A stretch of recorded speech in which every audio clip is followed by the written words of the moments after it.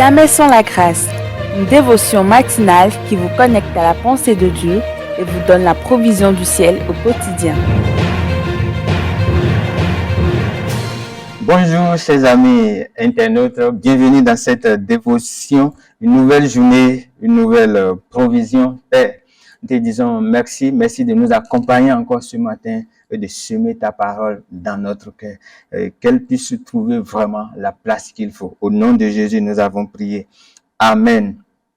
Chers internautes, nous sommes toujours dans ce chapitre de Luc 8 et nous allons lire le verset 8 qui dit « Une autre partie tomba dans la bonne terre et quand elle fut levée, elle donna du fruit au centuple. » Et pour expliquer ce verset, Jésus va dire expliquer ça à ses disciples. Jésus il va dire dans le verset 15, ce qui est tombé dans la terre, dans la bonne terre, ce sont ceux qui, ayant entendu la parole avec un cœur honnête et bon, la retiennent et portent du fruit avec persévérance.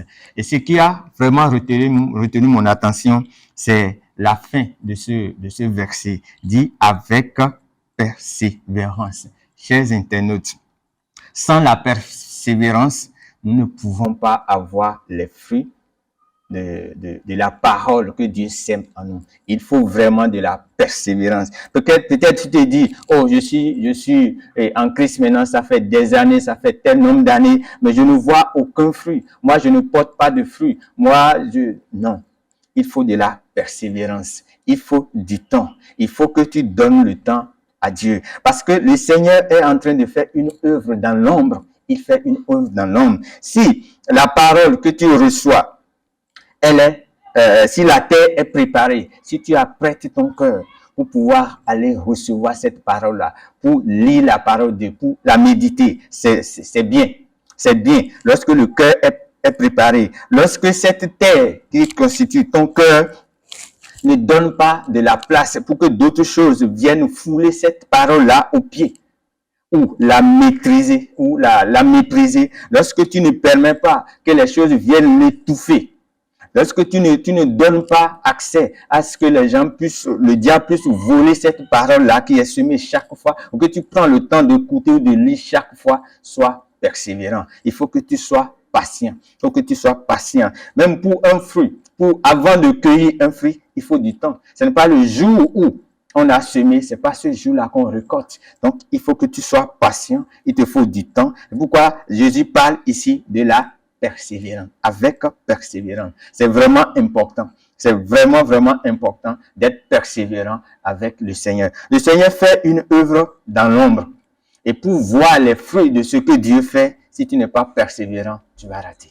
Si tu n'es pas persévérant, tu vas rater. Il nous faut de la patience. Je suis sûr que Dieu n'est pas l'auteur d'une œuvre inachevée. Il est en train de faire quelque chose. Il est en train de faire quelque chose. Sois patient pour voir l'œuvre que Dieu est en train de faire.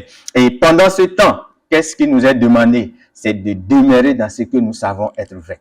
De demeurer dans la parole. Paul, plusieurs fois, a insisté à son fils bien-aimé Timothée et dit, mais toi, demeure dans ce que tu sais être vrai. Demeure dans l'œuvre. Fais l'œuvre d'évangéliste. Il exhorte à faire un certain nombre de choses. Et ces choses sont des choses qui peuvent entretenir sa relation avec le Seigneur.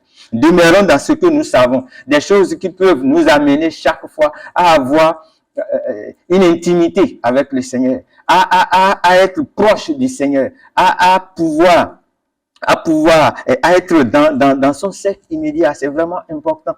Si nous demeurons dans ces choses, bien aimés, sûrs et certains, les fruits vont venir. Les fruits vont venir et ta vie même va t'étonner. Lorsque tu vas voir ce que Dieu est en train de faire dans l'ombre, lorsque ces choses seront accomplies et le Seigneur va te les présenter, tu seras émerveillé de ce que Dieu est en train de faire. Tu seras émerveillé de l'amour de Dieu. Tu seras émerveillé de la grâce de Dieu. De la grâce de Dieu. Donc, demeure fidèlement dans ces choses. Continue de développer ta communion avec le Seigneur chaque jour.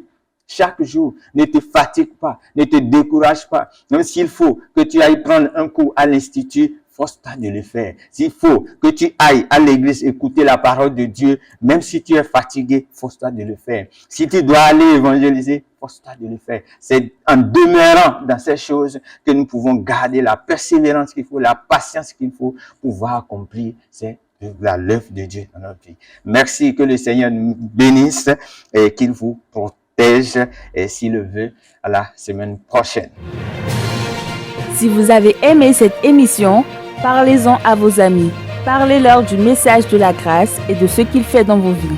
Pour un sujet de prière, une question ou pour devenir partenaire, contactez-nous au 00229 94 75 80 20.